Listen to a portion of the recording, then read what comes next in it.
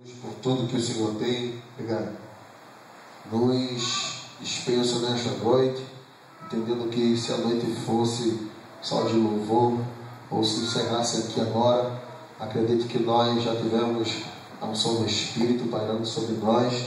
Acredito que o Senhor realmente está nesse lugar. Então esse lugar se chama Betel. Diga amém por isso. Gostaria de apresentar algumas pessoas antes. Minha digníssima esposa, Rosiane, se for de pé, por favor. E também uma amiga que estudou com a gente no Dom Bosco, junto comigo, com o nosso irmão Maurinho, Sandrelli Dias. Amém. Nosso Júnior todo mundo conhece. Gostaria de agradecer primeiramente a Deus por essa rica oportunidade que Ele tem me dado de ministrar a palavra na noite deste dia, juntamente também com o pastor local. Cadê o homem? Subiu, foi arrebatado, pastor? Rapaz. Amém. Deus abençoe a todos, Deus abençoe. E hoje, neste lugar, se cumpre aquilo que foi dito há 2000 anos atrás, quando Jesus ele parou num poço chamado Jacó, onde ele viu uma mulher samaritana. Quando ele olhou para aquela mulher, ele disse: mulher, eu tenho sede, dá-me de beber. Então aquela mulher olhou para Jesus e disse: olha, sendo tu judeu, pede água a mim, que sou mulher samaritana, porque os judeus não tinham comunhão com o samaritano. Então Jesus olhou para ela e disse: se tu soubesse quem fala contigo, obrigado meu filho, se tu soubesse quem fala contigo, tu me pediria água, eu lhe daria água da vida. Então, dentre elas, ela perguntou: então dá-me dessa água, dá-me de beber. E automaticamente ela olhou para Jesus e disse: Senhor, onde é realmente o lugar que se é para adorar a Deus? É no Monte Gerizim ou em Jerusalém?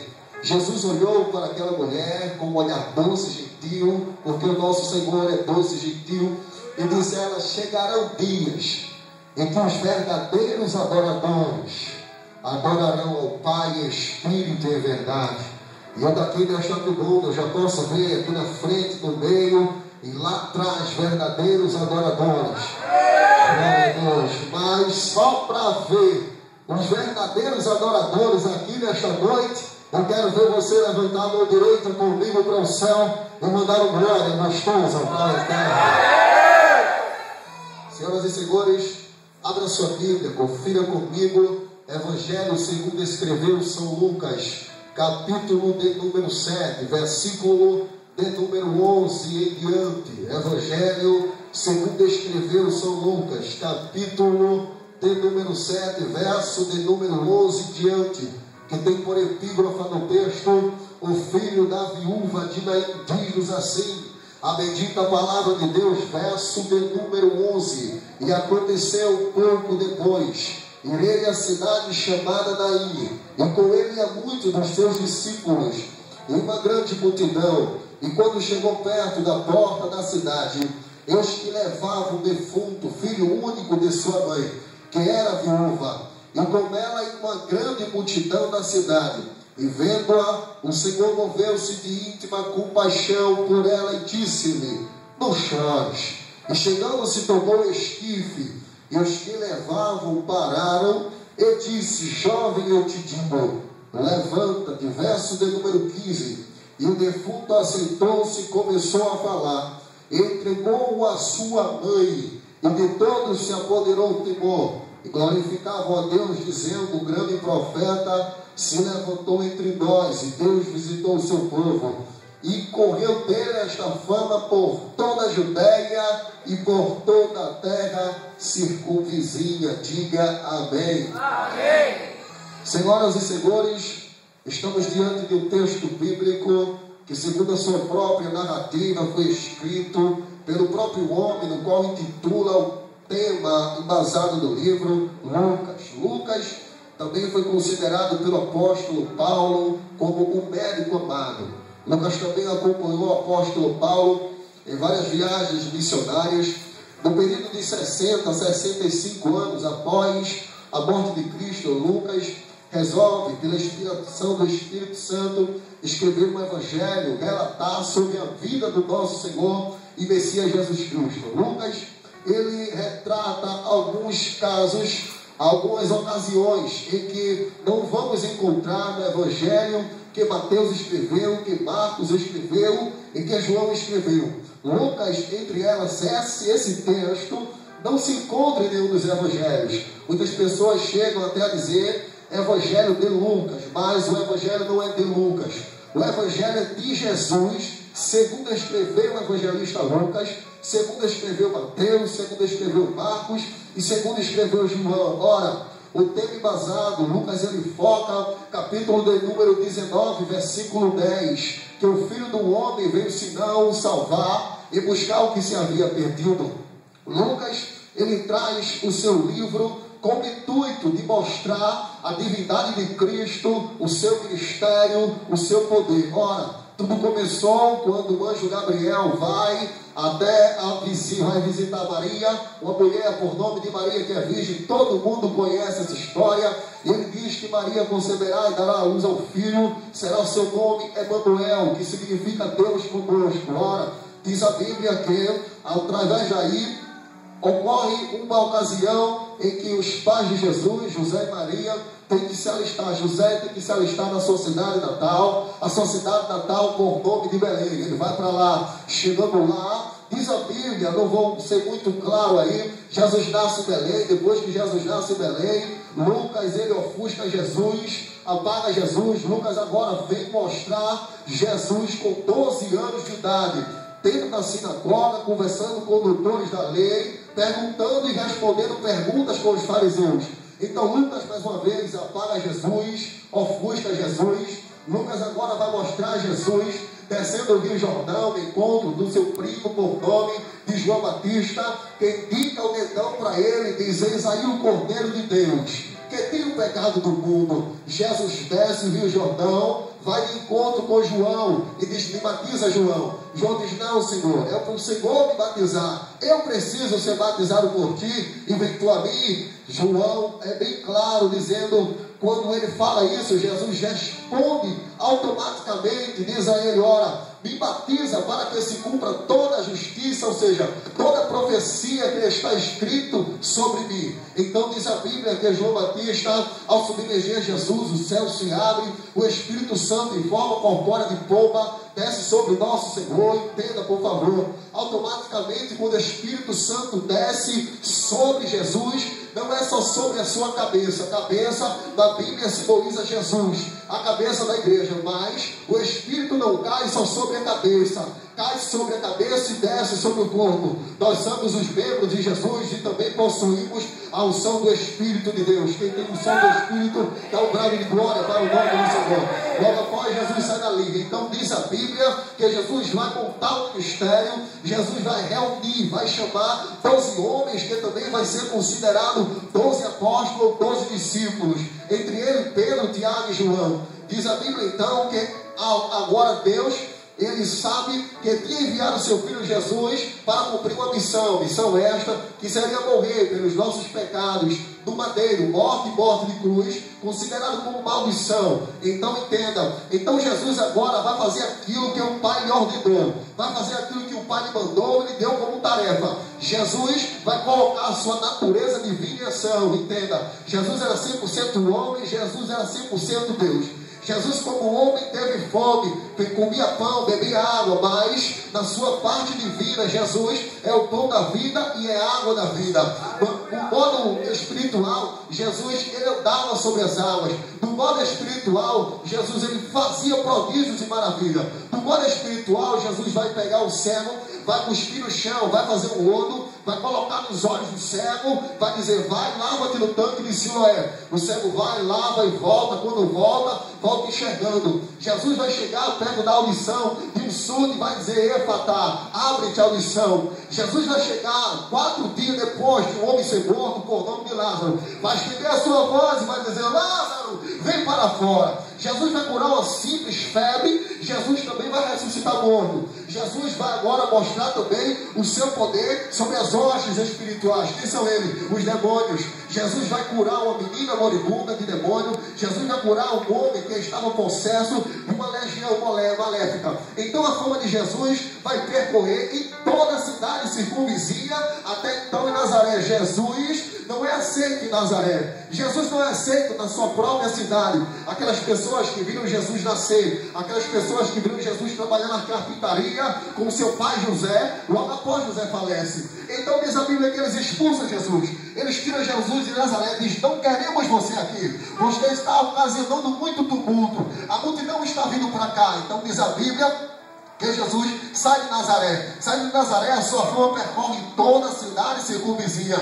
Daí então João Batista teria sido preso por Herodes, por olhar para Herodes e dizer: não é lícito possuir a mulher do teu irmão. Herodes estava em adultério. Então diz a Bíblia que eles prendem João. Herodia pega a cabeça de João Batista em plena festa, em plena mesa, onde estavam reunidos vários homens, grandes homens religiosos. Entenda, quando João Batista chega dentro do cárcere, a fama de Jesus chega lá também. E João dizia: aquele homem, o Deus do céu, disse que era ele o Cordeiro, disse que era ele o Messias. Então ele duvida se Jesus é o Messias ou não. Por que João no cárcere ouviu falar de Jesus? Duvidou. Ora, João Batista estava no Jordão, meu querido Amauri. Apontou dele e disse: esse é o Cordeiro. Deus me mostrou ele. É ele que vai salvar o mundo. Mas agora João Batista está duvidando. Entenda, quando Deus disse a João Batista que ele era o Cordeiro de Deus, João Batista pronuncia dizendo: na verdade, o que vem após mim é antes do que mim. Este vos batizará com o Espírito Santo e com fogo. Fogo que desce do céu, fogo consumidor, fogo que batiza, fogo que liberta, fogo que enche a igreja de avivamento. Então João Batista viu Jesus curar. João Batista escutou, ouvir que Jesus curou endemoniado, curou febre, ressuscitou morto. Mas João Batista no cárcere ainda não tinha ouvido falar que Jesus batizou, ainda não tinha ouvido falar que algum Espírito Santo ou alguém falou em outras línguas, outros idiomas, idioma do céu. Isso nós só vamos ver no capítulo de número 2 do livro do Atos dos Apóstolos. Então ele mandou 2 dos seus discípulos perguntar, disse: vem cá, chega aí. Em uma certa visita no cárcere, ele disse: vai até esse tal de Jesus, pergunta a ele se ele é o que havia de vir ou esperamos outros. Ele vai até Jesus, Jesus olha para eles perguntam: João Batista nos enviou para te perguntar se tu és o Cristo, se tu és o Messias, se tu és aquele que esperamos ou esperamos outros. Jesus chama os dois, capítulo 11 do Evangelho segundo escreveu Lucas. Jesus cura cego, Jesus cura leproso, Jesus ressuscita endemoniado e prega o Evangelho de Deus. Ele olha para os dois discípulos de João, ele diz: vai lá, João, anuncia o que vês e o que ouve. Não só o que você está vendo, mas o que você está escutando também. Cego vê, paralítico anda, leproso é purificado, os mortos ressuscitam e o pobre é anunciado no Evangelho de Deus. Deixa eu abrir um parêntese dentro dessa mensagem e já perguntar a você outra coisa. Você não veio aqui simplesmente para olhar ou escutar o testemunho do irmão. Você não veio aqui para ver o pastor. Você não veio aqui apenas para adorar a Deus, não. Você veio aqui porque a presença dele está aqui. E aquele mesmo Jesus que opera no passado, opera aqui, porque ele é o homem para hoje e o amanhã. Só que crê nisso. Vamos dar para o céu.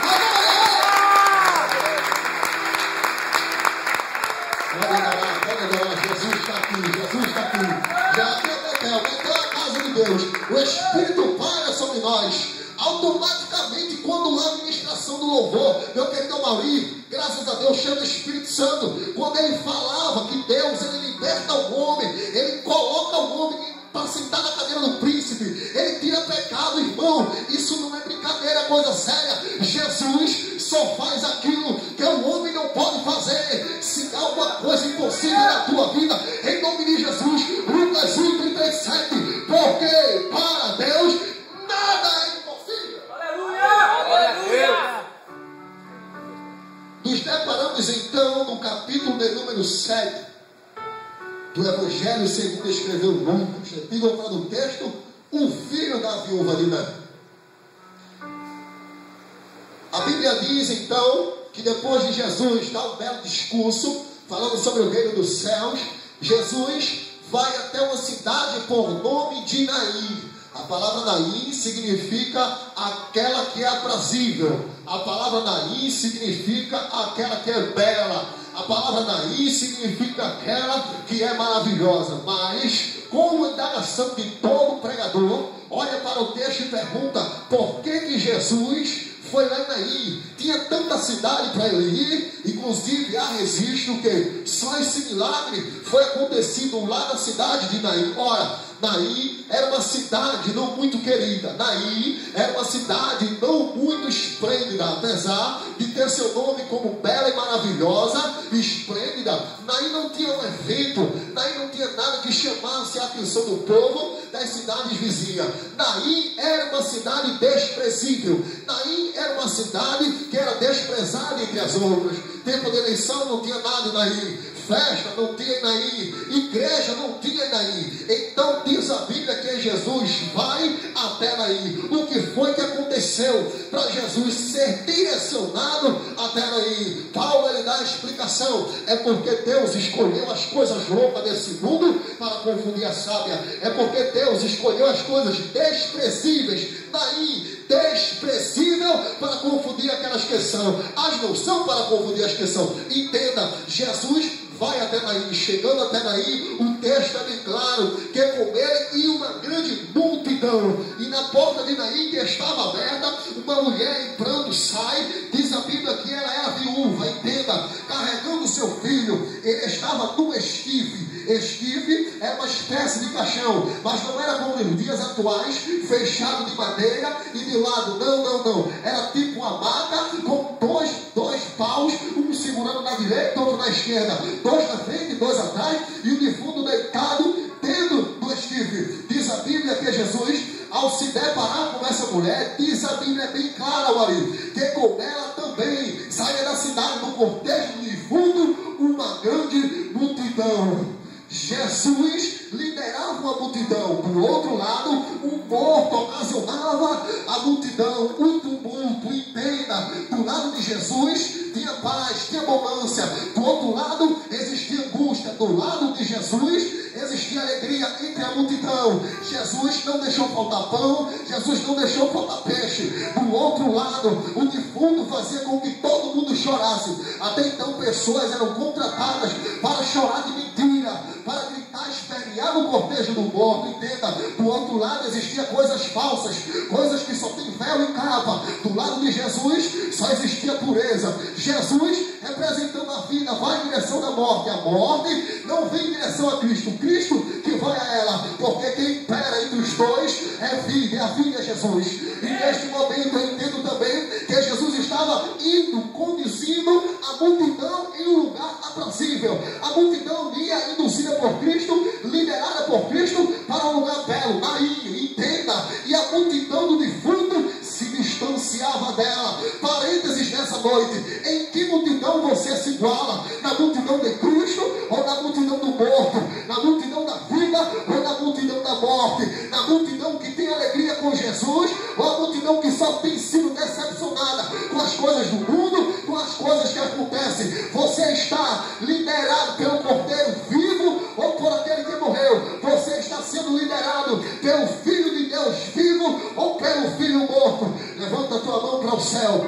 Levanta a tua mão para o céu. Segura ela em cima. Segura ela em cima. Eu quero que você faça uma reflexão dos dias atuais, do tempo da tua crença, do tempo que tu entrasse dentro da casa de Deus e firmasse um pacto com Deus, firmasse um elo com o Senhor. Ela disse que iria dar a multidão de Cristo até o final. Entenda, eu quero lhe perguntar em qual multidão você se encontra hoje. Na multidão da vida ou na multidão da morte? Do lado de Jesus, deixa eu lhe dar uma informação, é bem melhor. Do lado de Jesus tem pão se faltar, tem água se der sede. Do lado de Jesus o impossível acontece. Então, se do lado de Jesus, perto de Jesus, tem o que você precisa, por que você quer ir lá para fora? Por que você quer mudar de multidão? Jesus manda eu te dizer, a multidão necessária que Ele quer é essa que quiser liderar.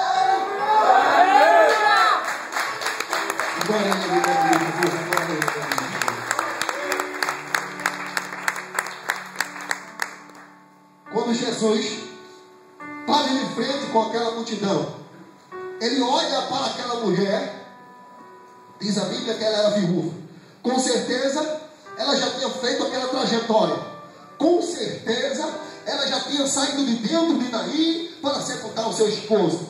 Perdendo o filho, ela perderia a sua herança. A Bíblia diz que os filhos são herança do Senhor. A morte chega e traga o menino. Quando Jesus olha para ela, diz a Bíblia, e moveu-se o Senhor, tem íntima compaixão, misericórdia pela dor. Senti na pele o que a mulher está sentindo. Jesus vai em direção a ela e diz apenas duas palavras: não chores.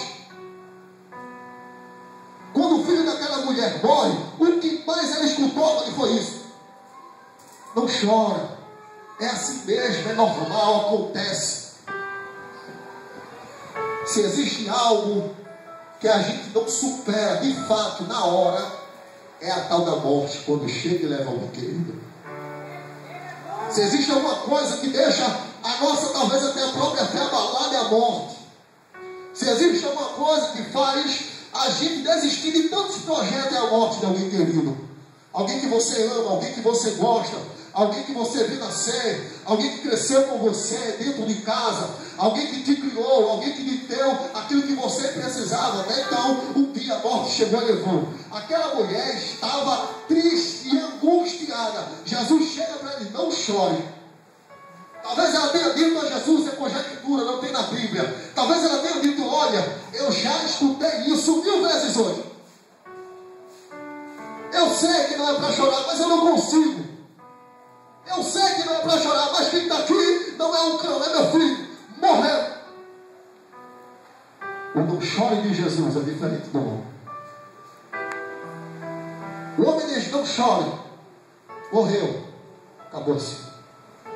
Ele apenas vai tentar confortar o coração daquele que está triste. Jesus, ele não vai tentar confortar. Jesus, ele vai confortar. Aleluia, aleluia. Quando Jesus diz a ela: não chores, Jesus estava profetizando a vida do morto. Entenda. Quando ele diz não chores, ele está profetizando a vida do morto. Ele se direciona ao esquife, tocando o esquife. Não podia tocar esquife, é maldição. Jesus quebra isto e diz: jovem, levanta-te. O jovem levanta, começa a falar. Jesus pega ele e entrega para ele. Agora me acompanha. O que significa a palavra morte? A palavra morte significa o limite do ser humano. A palavra morte significa sepultado para sempre. A palavra morte significa acabou-se. Não existe mais. Apenas lembrança no nosso consciente. A palavra morte, dentro do original, significa ponto final. Aí Jesus chega, diz ao jovem: levanta-te. Jesus trata esse jovem como se estivesse dormindo. Diferença entre morte e quem dorme. Quem dorme um dia vai levantar. Vai entendendo aí, Jesus? Quem dorme um dia tem que se despertar. Quem dorme não morreu, tem continuidade. Jesus estava dizendo: a história desse menino não termina aqui. A história desse menino apenas tem uma vírgula, continua. E continua com o milagre. Jesus estava dizendo: não terminou, não chegou ao fim, eu cheguei. Talvez exista alguma coisa na tua vida que alguém ou algo fez colocar o ponto final e disse: travou, estartou, parou. Mas Jesus veio com um cortejo aí. Aleluia. Jesus está vindo aí. E se existe uma presença que faz aquilo que o homem não faz, essa presença de Jesus, e ele está aqui. Levanta a tua mão direita comigo para o céu, segura ela e diga: Senhor, retira o ponto final, Deus. Retira o ponto final, Senhor. Coloca apenas uma vírgula, porque eu sei que o Senhor dá continuidade a projeto. Quem tem projeto de Deus aqui? Quem tem sonho? outros porque ele merece. Entenda, dentro da Bíblia, nós encontramos 3 tipos de morte. Meu pastor está ali, se eu estiver errado, me corrija. 3 tipos de morte. Primeira morte, morte espiritual. Segunda morte, morte física. Terceira morte, morte eterna. Eu tenho uma coisa que eu vou revelar aqui, que eu nunca disse a ninguém. Deus me mostrou. E Deus me disse, diga lá. Eu nunca vim aqui, não conheço ninguém daqui, a não ser alguns que eu tenho visto de vista. Mas Deus tem uma palavra para você, entenda.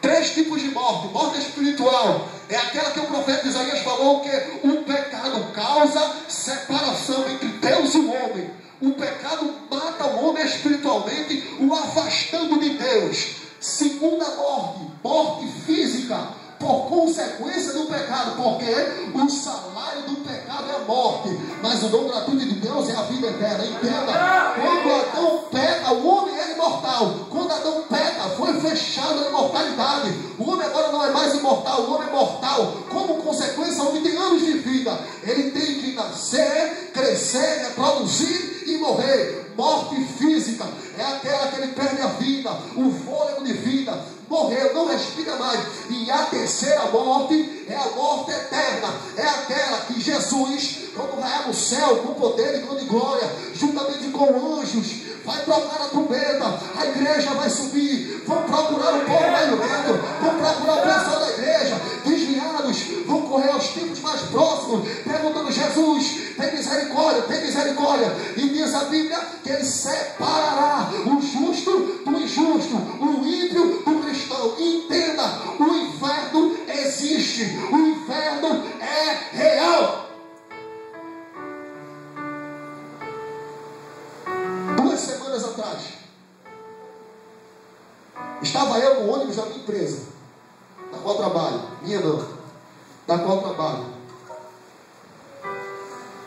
Deus me deu uma revelação extraordinária. Eu disse à minha esposa: eu tenho algo para contar. Eu tenho algo muito forte para contar. Minha esposa disse: eu disse: não posso, tenho que falar logo no culto. Entenda. Enquanto eu cocheava, Deus me mostrou algo extraordinário. Deus fez uma telinha abrir na minha frente. Deus mostrou um ser como se fosse um homem, todo pegando fogo. Existia fogo do seu pé até a sua cabeça. Olhos estranhos, não dá para relatar. Olhos estranhos, nariz estranho. O ser não era daqui, não era um ser, era um ser de outro mundo. Entendo eu que seria o próprio maligno, todo pegando fogo, todo de fogo. Atrás dele tem um lago. Neste lago existiam pessoas dentro desse lago. Pelo amor de Deus, presta atenção. Isso aqui é muito forte. Dentro desse lago, eu não conseguia escutar o que eles estavam falando ou gritando. Só sei que eles pareciam muito atemorizados com a ocasião. Eles nadavam, eles queriam sair dali, mas não conseguia. O Espírito de Deus fez-me entender que lá não é o lugar para o homem ir, Maria. O inferno não é o lugar para o homem estar. Deus fez o inferno para os demônios e seus anjos. Mas existe por outro lugar. Eu quero dar uma formação, um céu que nos espera. Então a palavra de Deus nessa noite é: não exista, o céu te espera. Jesus tem algo maior. O teu lugar, continua. Será que você não entende? O diabo está te tirando da igreja. Será que você não entende? O diabo quer te afastar, chamando o mundo da prostituição, do alvo, da droga. Mas Jesus manda te dizer: renova as tuas forças hoje, porque o céu é o teu lugar.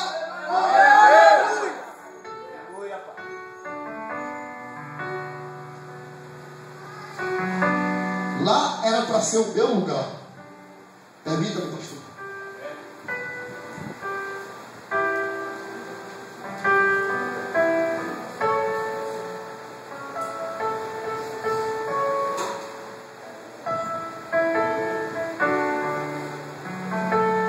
Lá era para ser o meu lugar.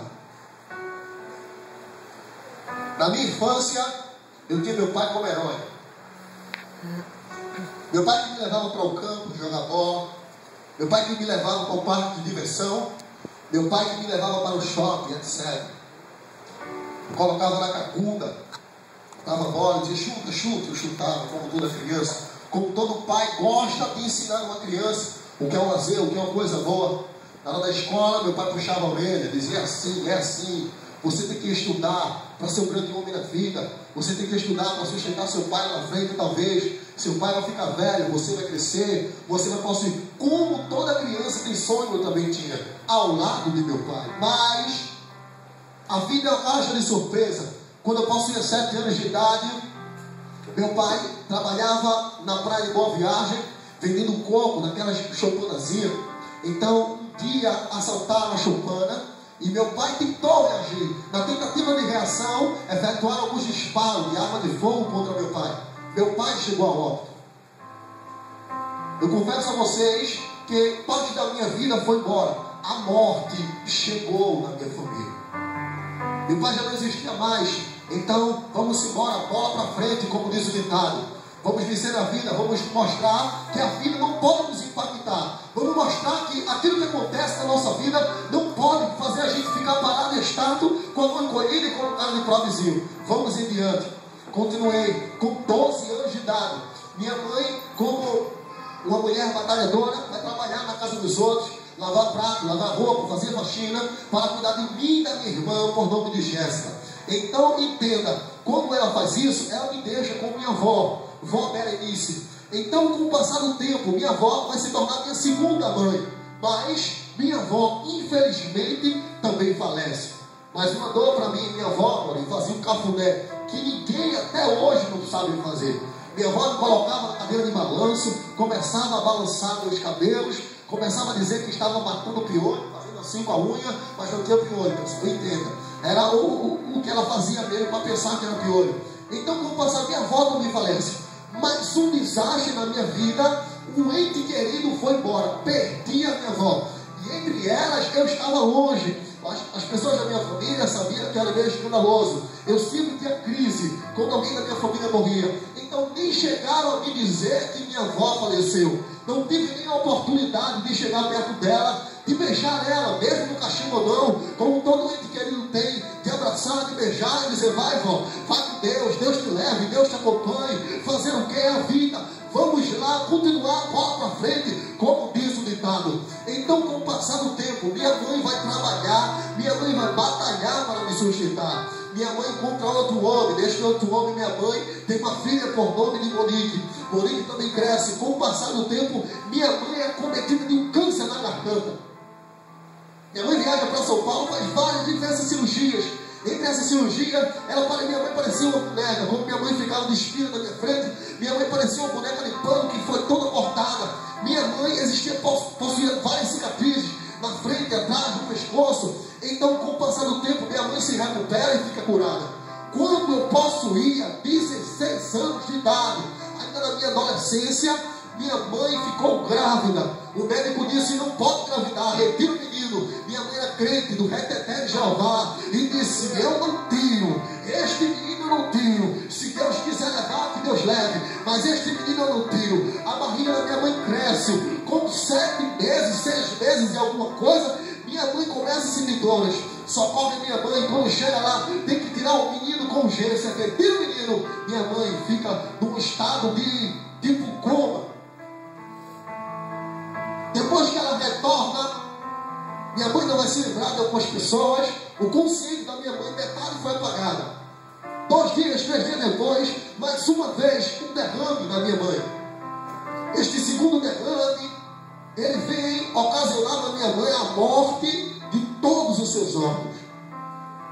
E os irmãos sabem que quando os órgãos eles morrem, eles não se mexem mais, eles começam a inchar. Então o corpo da minha mãe vai inchar e vai diminuir. Quando eu fui visitar minha mãe, que eu olhei para aquele corpo inchado, largo, pequeno, eu disse, esta não é a minha mãe. Foi tudo para mim ver aquela cena, foi. Mas até então eu não iria nem ver. Minha irmã que disse, vai lá ver mamãe. O negócio não está bom, o negócio está sério. A qualquer momento eu digo, não fala isso, nem pelo amor de Deus.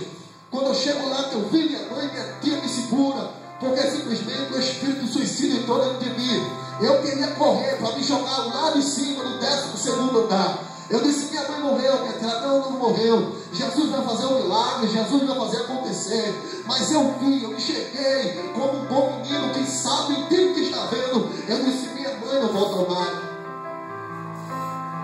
passado o tempo, eu soube da notícia. Minha mãe faleceu. Eu confesso que entre pai e vó, a dor da mãe é maior. Sabe por quê? Porque a mãe sabe dar um carinho que ninguém dá. A mãe, ela chama o filho quando tem alguma coisa errada e diz: olha filho, é assim, não vai por aqui, vai por aqui. A mãe sempre doutrina o filho. Eu quero alertar até as mães, não desista do seu filho. Ele é a herança do Senhor da tua vida. Filho, obedece a tua mãe. Minha mãe dizia: quando perder vai dar valor. Realmente, quando eu perdi, eu quis pegar minha mãe, mas não tinha como. A morte chegou e colocou um ponto final.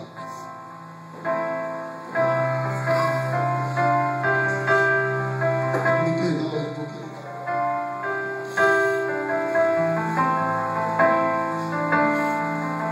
Depois que isso acontece, eu tenho uma crise depressiva. Eu me aprisiono dentro de casa 2 meses. Eu via minha mãe na parede, via minha mãe nos cantos da casa, cigarro com a minha mãe. Esse ainda não tinha tido ideia do que estava acontecendo. E eu esperava a minha mãe vir para a porta. Minha mãe, por ter o câncer na garganta, a cirurgia, ela não falava. Ela apenas dava com um gesto, batia, fazia pss, pss. Eu escutava dentro de casa as palmas dela. Eu escutava o psiu dela me chamando. Tudo não atendeu. Apenas coisas na minha cabeça, da pressão. Com 2 meses, eu vou tentar tomar um mar, eu vou tentar sair, eu vou tentar me divertir, porque a família está em cima e diz: tu tem que se distrair. Não pode ficar assim, volta para frente. Então eu fui. No dia que minhas famílias moram tudo longe, só possuía agora minha irmã, meu padrasto, minha outra irmã menor. Minha irmã menor não podia fazer nada por mim, tinha meu padrasto e minha irmã Jéssica, que sempre foi assim comigo, irmã mais velha. Então disse: só está nós 3, só tem nós 3 agora. Nós 3 irmãos vamos lutar um pelo outro, vamos vencer na vida. Mas minha mente era fraca, mano. Minha mente era fraca. Naquele momento, em vez de eu dar a volta por cima e mostrar que eu era um homem de verdade, que eu fui criado por ela, que o esposo dela ia valer a pena, eu não fiz isso. Olha como eu me arrependo. Eu fui até os meus amigos. E uma conversa, uma brincadeira. Alguns deles disseram: tu vai ficar assim? Vai ficar assim? Eu disse: sim, foi minha mãe. Não foi nenhum desconhecido. Foi alguém que foi partir de mim embora. Um me desmoronou e não sei o que ia fazer mais. Abandonei tudo, abandonei estudo, abandonei curso. Meus sonhos, projetos, ideias que eram uma abaixo para mim. Não existia mais, não tinha mais. Não tinha mais razão de viver mais. Eu disse: quem dera que eu tivesse morrido primeiro do que a minha mãe. Ela iria sentir a dor, mas a dor que eu estou sentindo não seria essa. Então, quando eles falaram isso, eu respondi. Eles disseram: tem um negócio bom para tu aqui. A luta era fraca. Para mim o mundo já tinha acabado. E foi ali que eles me deram o primeiro baseado de maconha. Usei. E eu vi que aquilo estava me trazendo alegria. Continuei usando. Ali então, eu comecei a cantar funk. Comecei a ser conhecido. O diabo me deu fama. O diabo me deu prazeres. O diabo me deu mulheres. O diabo me deu riqueza. Meu nome soava nas mídias, nos bailes funk. E quando eu ia fazer um show, sempre eles me davam alguma coisa. A gente se drogava por trás do camarim. Antes de ir, a gente se drogava. E tudo aquilo foi se aprofundando dentro do tráfico. No tráfico eu consegui muitas coisas. Consegui dinheiro, consegui muita coisa. Mas com o passar do tempo, eu dominava ela. Mas ela começou a me dominar. Quando ela começa a me dominar, eu me acho fora de si. Eu vou consumir tanta cocaína, que eu vou ficar bem magro, vou ficar bem sequinho. Eu paro de fazer shows porque os pessoal estão dizendo que eu estava doente, que eu tinha pegado câncer, que eu tinha pegado acne. Não era isso. Era a droga que estava me corroendo. E eu botei minha irmã mais velha para fora de casa. Meu padrasto, para ver a situação, pegou a menor e foi embora. Eu fiquei sozinho dentro de casa. As pessoas me julgavam e diziam: tá vendo, olha o que tu fizesse, acabasse com a tua família, acabasse com tudo. Não era assim também. Existem coisas na vida da gente que vem, que a gente é fraco, e só Deus para nos segurar. Por isso que nessa noite eu te digo: se existe alguma coisa na tua vida que está abalando a tua fé, pede força a Ele, Ele tem para te dar. Não desista, não pare. Deus tem o melhor para você. Deus tem o melhor para você. O mundo oferece prazeres, mas o que Deus tem é bem maior. Os pensamentos dele não são nossos. Certo dia estava todos reunidos dentro de casa. Eu fiz na minha casa uma boca de fumo, de tal forma que chegavam viciados, bateu na porta, e a gente do lado de dentro, armado, apontava a arma para a porta e dizia: diz a senha. A senha era o nome de uma droga.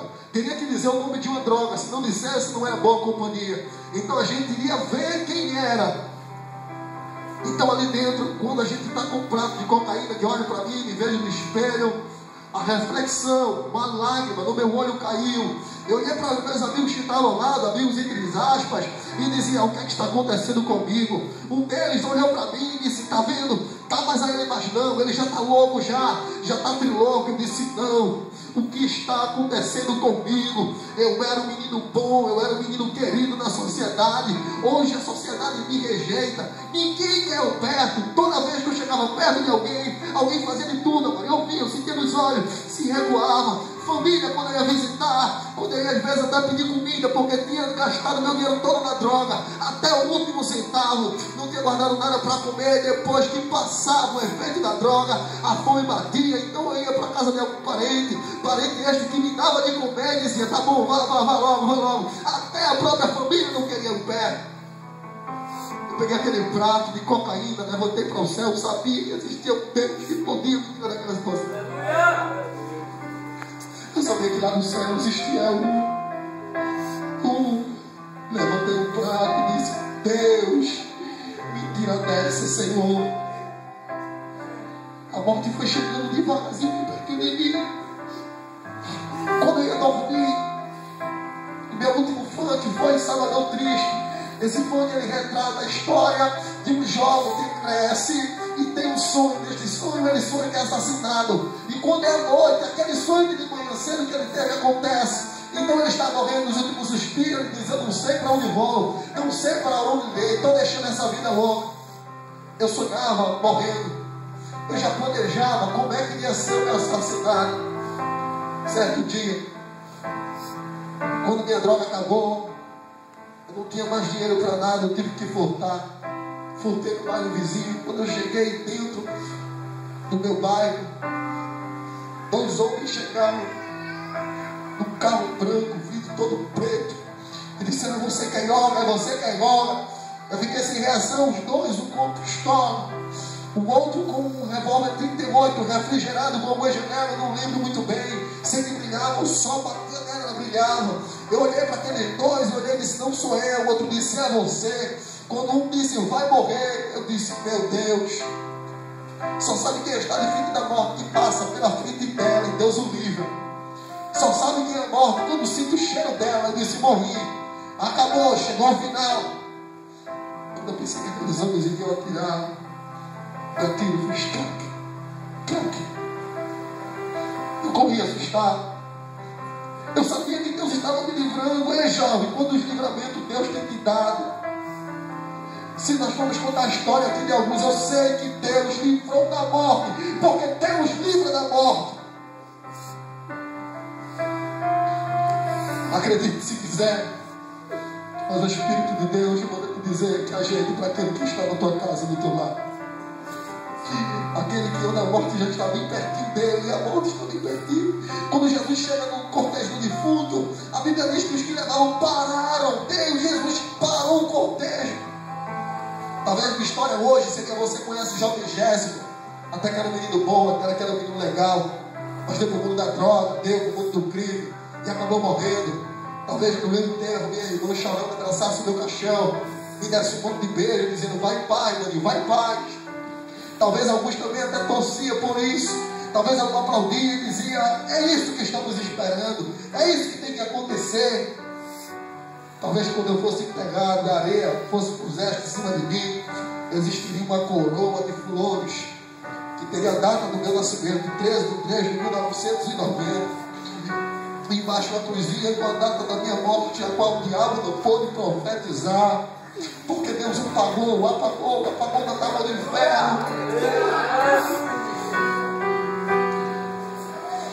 Quando eu entro no tráfico, eu vou até uma mulher que é espírita. Meu primo, meu parceiro, comparsa do mundo, na linguagem popular, é preso. Então eu fico tomando conta daquilo que é dele. Então, mas eu, por consumir, estava saindo do controle. Eu chego até essa mulher espírita, tiro todo o meu dinheiro na droga, jogo droga na frente dela, e ela, possessa de espírito maligno, diz: o que é que você quer? Eu digo: eu quero que você multiplique isso aqui. Sabe o que ele me disse? Ele disse: eu não posso. Eu disse: mas por que você não pode? Multiplica isso, rapaz. Meu primo está preso, eu estou devendo muito, pessoas já estão com mim como alvo, eu vou morrer. Vai, multiplica isso. Isso aqui é droga, multiplica. E ele mais uma vez disse: eu não posso, porque teus dias estão contados. Ele sabia que se me desse mais riqueza, isso adiaria, isso demoraria mais. Mas ele sabia que automaticamente, quando eu estava desfalecendo, caindo no movimento, alguém me mataria. E ele disse mais uma vez: teus dias estão contados. Sai dali sem entender e dizendo: duvido então, duvido. E quando eu entro dentro de casa, que começo a cheirar a cocaína, uma mulher muito amiga da minha mãe, uma das melhores amigas, por nome de Rosângela, ela sempre ia em casa, porque minha mãe teria pedido a ela antes de morrer: toma conta dos meus filhos. Ela viu que meu estado era o pior, eu era o pior entre os três. Eu era do meio, o meio não estava bronca. E ela sempre chegava na minha casa, levava alimentação, dizia: está precisando disso. Eu estava doente, ela levava remédio. Às vezes ela batia na porta, não queria receber. Parece a história do Kida. Quando ela chegava, ela batia, dizia: essa mulher de novo está me suportando, está me incomodando. Até então, ela vai falar de uma clínica de dependente químico, que eu nem a mínima dou para ela, não quero saber disso. Para mim, a minha vida é ali, ponto final, acabou. Mas teve um dia, 6 dias seguidos eu cheirei cocaína. Depois de 6 dias seguidos, eu comecei a passar mal. Teve início de overdose. 6 dias sem comer nada, só bebendo e cheirando. E quando dá aquele início de overdose, que eu desmaio na cama, com o tempo eu retorno. Quando eu retorno, eu corro para o banheiro. Não tenho vergonha de dizer isso aqui. Eu chego a defecar sangue. Só sangue sai do meu ventre. Só sangue. Então eu vi que eu precisava de ajuda. Eu disse: não custa nada tentar. Ela me coloca nessa clínica. Chegando lá, o negócio é belo. Quando eu olhei as flores, as plantas, quando eu vi as árvores, quando eu vi o rio, Deus já tinha me mostrado isso há muito tempo. Até então, quando eu estava drogado, um grupo de mulheres chegou até minha casa, batendo na porta. Eu disse: não dá hoje. Ela disse: eu só quero orar por você, Então eu deixei ela entrar, comi toda a droga, toda a alma. Quando elas entraram, fecharam a porta, elas começaram a cantar, depois cantaram, pregaram para mim. Depois da oração eu disse: ajoelha aí, meu filho. Quando eu me ajoelhei, elas começaram a orar. Deus toma, menor que tinha, pequenininha. Ela olha para mim e começa a falar em mistério. E diz: moço, te levarei para o outro lado, te mostrarei o caminho certo. Alguns que estão do teu lado, uns vão ser guardados, outros vão ser presos, descerão a sepultura. Mas tu, eu tenho algo na tua vida. Quando eu chego lá, nessa clínica de dependente químico, eu olho para todo canto. Eu lembro daquele dia, Deus tinha me mostrado. Eu disse: aqui o negócio está bom, alguma coisa vai acontecer. Com 4 dias eu me recupero, eu sou liberto das drogas. Deus usa um diácono que estava pregando, eu me rindo aos pés de Cristo, chorando. Me arrependo e digo: o meu lugar é contigo, Senhor. Aleluia! Deus tem preparado um lugar para nós. Lá não existia remédio, o remédio era isso. Era culto de manhã, de tarde e de noite. CRDD, Casa de Recuperação de Dependentes de Droga, liderado pelo nosso pastor Roberto, junto com a Maranata Quinto Costa. E ali eu vou passar a ter experiências profundas com Deus. Certo dia, quando esta mulher, amiga da minha mãe, chega para me visitar, eu olho para ela, Deus me enche de alegria, eu dou um abraço dela, digo mãe, ela olha para mim, começa a chorar e diz: filho, eu entendi que Deus estava retomando aquilo que foi tirado. Eu acreditei que Deus estava me dando mais uma mãe para cuidar de mim. Eu disse: mãe, bênção mãe. Ela disse: Deus te abençoe, meu filho. De lá para cá, hoje ela é a minha mãe. Eu não posso ver de longe da esquina que eu grito e digo: mãe, eu te amo, benção mãe. Meu padrasto, que outrora teria se afastado de mim, agora também chega mais próximo de mim. E até ele diz que não acreditava mais em mim. Até ele diz que só esperava notícia, mas que estava feliz pelo que Deus tinha feito na minha vida. E o que eu precisasse, poderia contar com ele. Eu vi que Deus estava me dando mais um pai. Eu digo: pensa, pai, Deus te abençoe, meu filho. Hoje eu tenho mãe, hoje eu tenho pai. Hoje eu tenho mais uma irmã, hoje eu tenho uma família. Hoje a família que não queria que eu fosse mais lá. Hoje eu lembro que eu vou almoçar, vim comer comigo. Vim ficar comigo, casa da minha família.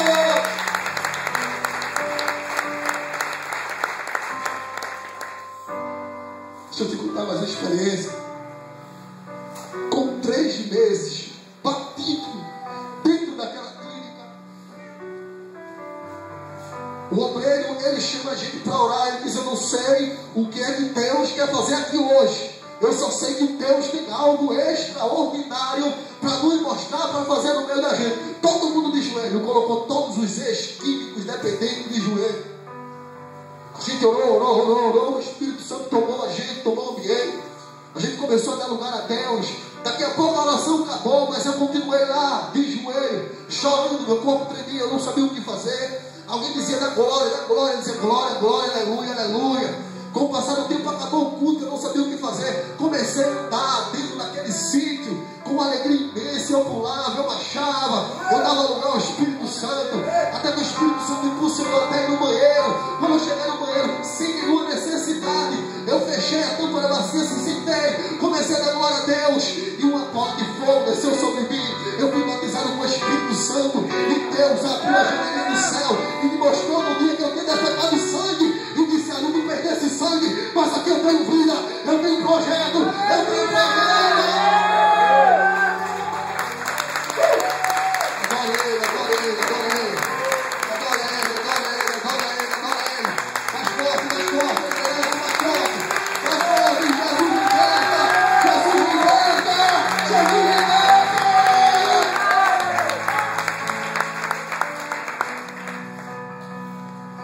Eu vou ter uma experiência de todas as madrugadas buscar a Deus, que eu se torno não uma espécie de líder, mas aquele que sempre tem o que se destaca buscando espiritualmente. Deus, com misericórdia, fez isso comigo.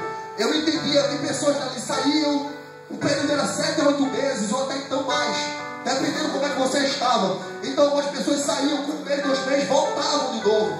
Eu disse: eu quero sair por aquela porta, mas eu não quero voltar mais. Eu quero ser liberto totalmente, Senhor. Eu quero ser liberto. O teu poder mostra isso.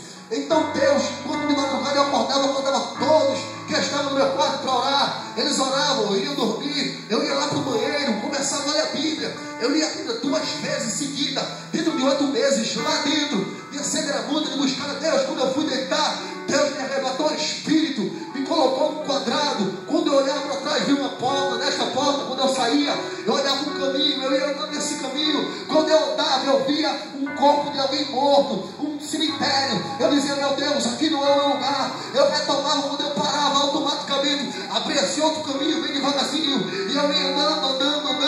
Quando eu andava, me deparava com um templo enorme, do modo antigo, pessoas vestidas de branco, de frente para o altar. Ali resplandecia uma luz, e eu dizia: que coisa linda, que coisa bela. E Deus disse: é aqui o teu lugar. O teu lugar é aqui. Então, os irmãos do provérbio: há caminho para o homem que parece ser perfeito, mas o fim é morte. mas Jesus tem vida.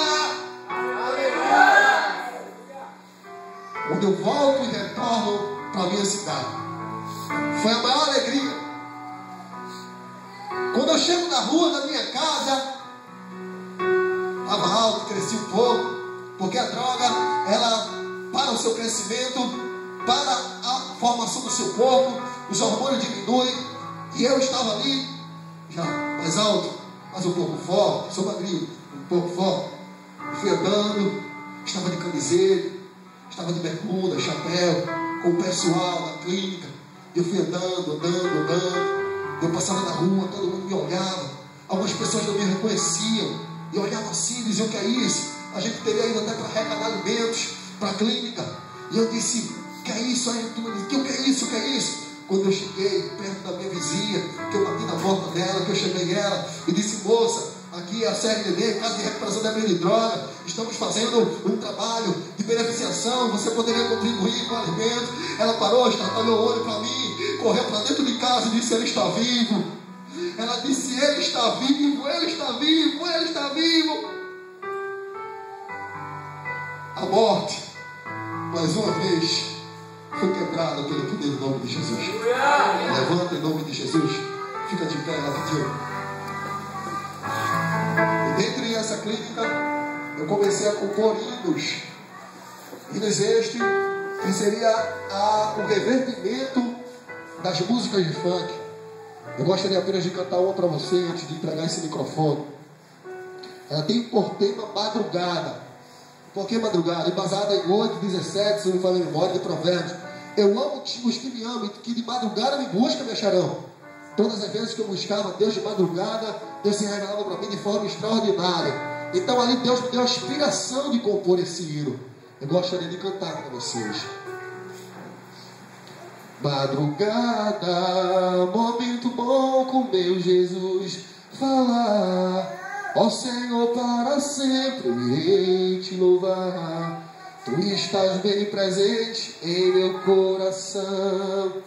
És o Deus de Isaac, Jacó e Abraão. Hoje, na madrugada, acordei para orar e senti uma lágrima em meu rosto rolar. Senhor Jesus, eu sei que tu estás me escutando. Obrigados pela bênção que vem me dando. Lembro dos momentos felizes que eu tive a passar. Pro lamaçal do mundo eu não vou voltar.